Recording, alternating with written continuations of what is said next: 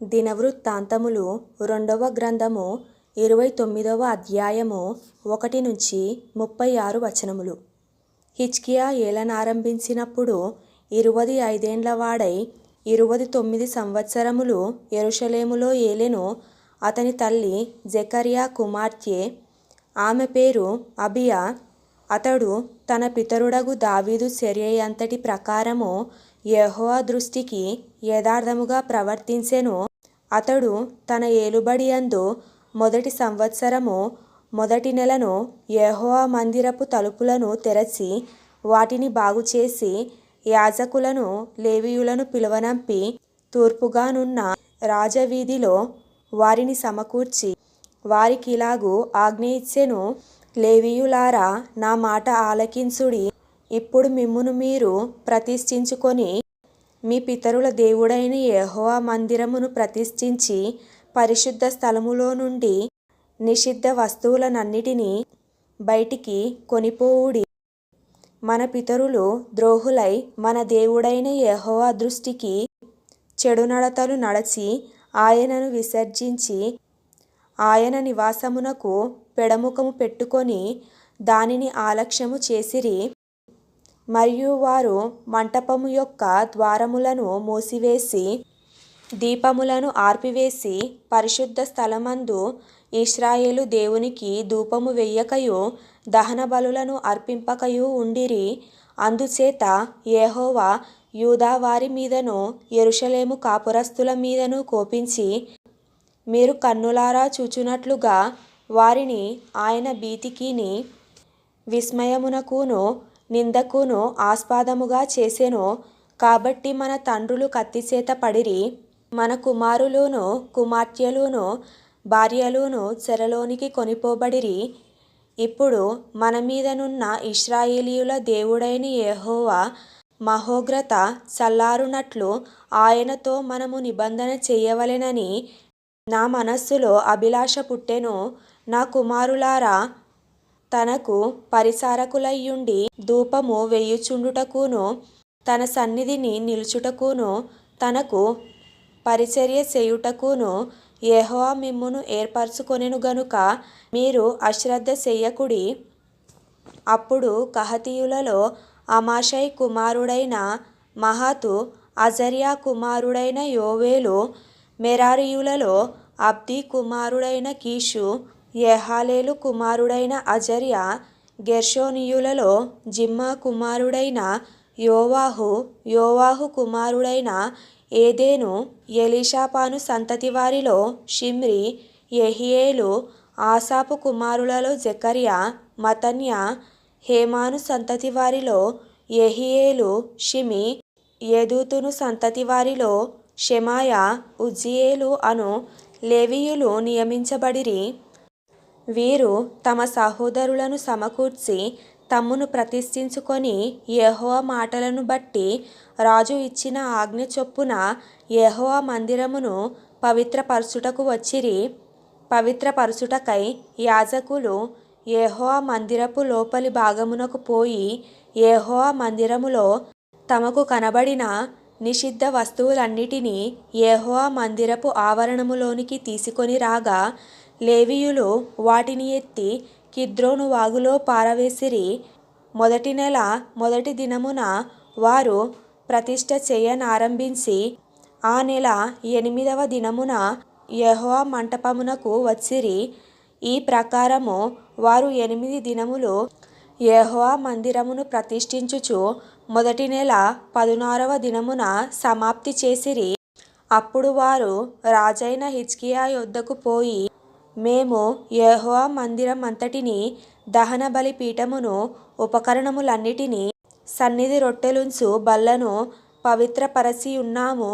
మరియు రాజైన ఆహాజు ఏలిన కాలమున అతడు ద్రోహము చేసి పారవేసిన ఉపకరణములన్నిటినీ మేము సిద్ధపరచి ప్రతిష్ఠించి ఉన్నాము.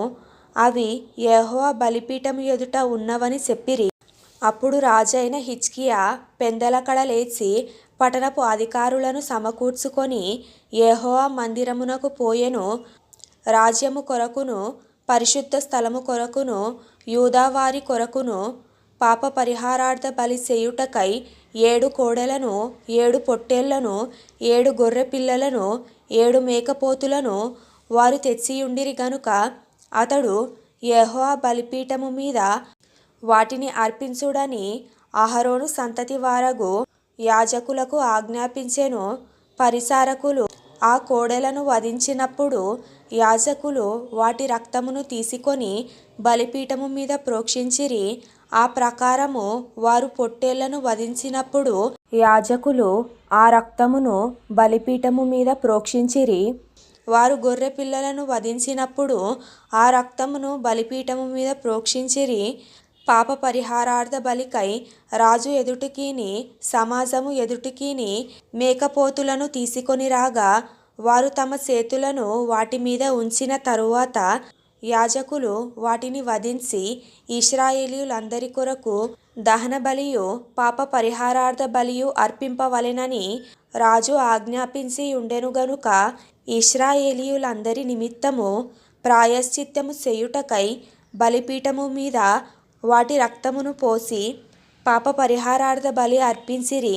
మరియు దావీదు రాజుకు దీర్ఘదర్శి అయిన గాదును ప్రవక్త అయిన నాతానును చేసిన నిర్ణయము చొప్పున యెహోవా మందిరములో తాళములను స్వరమండలములను సితారాలను వాయించుటకై అతడు లేవీయులను ఏర్పాటు చేసెను. అలాగు జరగవలెనని యెహోవా తన ప్రవక్తల ద్వారా ఆజ్ఞాపించి ఉండెను. దావీదు చేయించిన వాద్యములను వాయించుటకు లేవీయులును బూరలు ఊదుటకును యాజకులును నియమింపబడిరి. బలిపీఠము మీద దహన బలులను అర్పించుడని హిజ్కియా ఆజ్ఞాపించెను.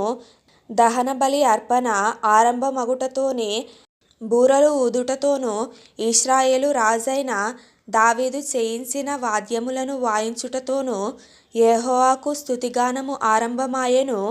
అంతసేపును సర్వసమాజము ఆరాధించుచుండెను. గాయకులు పాడుచుండిరి, బూరలు ఊదువారు నాదము చేయుచుండిరి. దహన బలి అర్పణ సమాప్తమగు వరకు ఇది అంతయు జరుగుచుండెను. వారు అర్పించుట ముగించిన తరువాత రాజును అతనితో కూడానున్న వారందరూను తమ తలలు వంచి ఆరాధించిరి. దావీదును దీర్ఘదర్శియగు ఆసాపును రచించిన శ్లోకములను ఎత్తి యెహోవాను స్తుతించుడని రాజైన హిజ్కియాయును అధిపతులును లేవీయులకు ఆజ్ఞాపింపగా వారు సంతోషముతో స్తోత్రములు పాడి తలవంచి ఆరాధించిరి.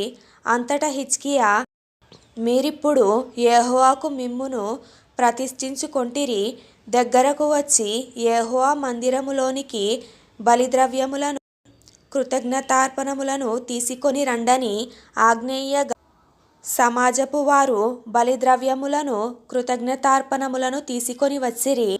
దహన బలులను అర్పించుటకు ఎవరికి ఇష్టము పుట్టెనో వారు దహన బలి ద్రవ్యములను తీసుకొని వచ్చిరి. సమాజపు వారు తీసుకొని వచ్చిన దహన బలి పశువులెన్ని అనగా 70 కోడెలును 100 పొట్టేలును 200 గొర్రె పిల్లలును. ఇవి అన్నియు యెహోవాకు దహన బలులుగా తేబడెను. ప్రతిష్ఠింపబడినవి 600 ఎద్దులును 3000 గొర్రెలును. యాజకులు కొద్దిగా ఉన్నందున వారు ఆ దహనబలి పశువులన్నిటినీ ఒలవలేకపోగా పని సంపూర్ణ మగు వరకు కడమ యాజకులు తమ్మును ప్రతిష్ఠించుకొను వరకు వారి సహోదరులగు లేవీయులు వారికి సహాయము చేసిరి. తమ్మును ప్రతిష్ఠించుకొనుటయందు యాజకుల కంటే లేవీయులు యథార్థ హృదయులైయుండిరి. సమాధాన బలి పశువుల క్రొవ్వును దహన బలి పశువులును దహన బలులకు ఏర్పడిన పానార్పణములను సమృద్ధిగా ఉండెను. ఇలాగున యెహోవా మందిర సేవ క్రమముగా జరిగెను. ఈ కార్యము అప్పటికప్పుడే జరిగినందున దేవుడు జనులకు స్థిరపరిచిన దానిని చూచి హిజ్కియాయును జనులందరూను సంతోషించిరి.